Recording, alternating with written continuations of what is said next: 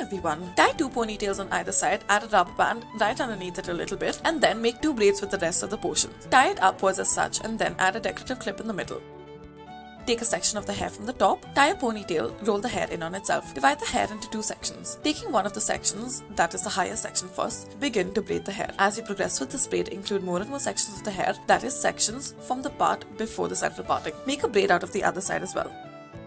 Next, take a section of the hair from the front, roll the hair in on itself after tying a ponytail. Then add some thread into this hair. Using the thread as one of the sections, begin to braid the hair accordingly. Then, right underneath it, take 2 more sections of the hair from either side, make another braid using thread out of it. Do the same at the bottom.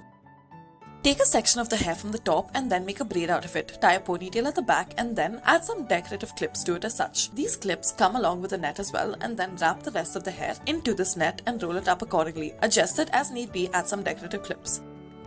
Take a section of the hair off the top on one of the sides, divide the section into 2 parts, make 2 braids out of it, roll it upwards and then tie it up in the middle to make it look like a bow. At the back, tie another braid, add some decorative clips to it.